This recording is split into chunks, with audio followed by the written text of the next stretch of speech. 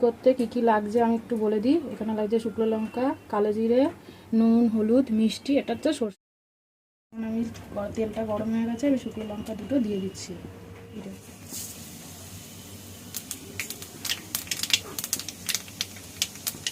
সিম আর আলু,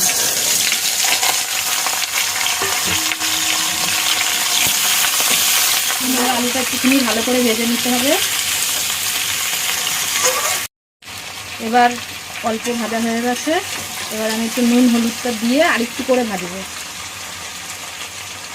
এই নুন দিয়ে দিলাম আন্দাজ মতন, আর হলুদ দিলাম।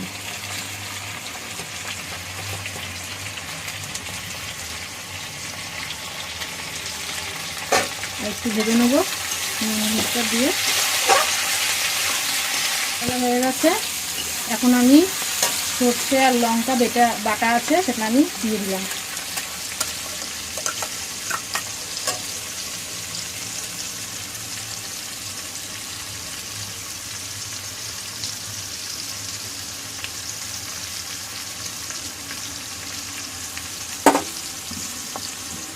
একটু ওই শিল ধোয়া জল দিয়ে দিলাম, কারণ নাহলে মশলাটা পুড়ে যাবে আর তেতো লাগবে, পুড়ে গেলে তেতো লাগবে। একটু জল দিয়ে দিলাম, বেশি কষবো না, কেননা সর্ষে দিয়ে বেশি কষলে সেই তরকারিটা খেতে স্বাদও হয় না আর ফুটফুটে লাগে। একটু নেড়ে ছেড়ে আমি এবার জল দিয়ে দেবো।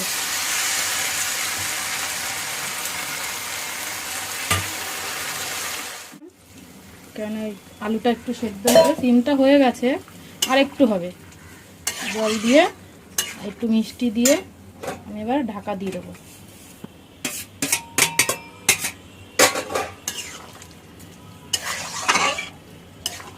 আমার রান্নাঘরটা খুবই ছোট, ওই জন্য আমি পুরো ফুল ভিডিও আনতে পারছি না, কিছু মনে করো না, তার জন্য তোমরা একটু অ্যাডজাস্ট করে নিও। এটা আমি একবার মাঝখানে নেড়ে দেবো যাতে পুরোপুরিভাবে সেদ্ধ হয়ে যায়। আমি একটা জিনিস দিতে ভুলে গেছি আর তোমাদের বলতেও ভুলে গেছি, যে আমি এখন টমেটোটা দিয়ে দেবো। টমেটোটা আমি দিয়ে দেবো, টমেটোটা আমি আগে দেখাতে ভুলে গেছিলাম।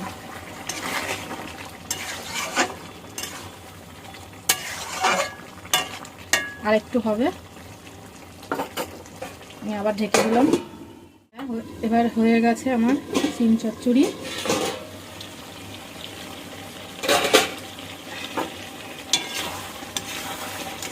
আমার কাছে ধনেপাতা ছিল না, তাই আমি দিতে পারিনি। তোমাদের বাড়িতে থাকলে তোমরা ধনেপাতাটাও দিতে পারো।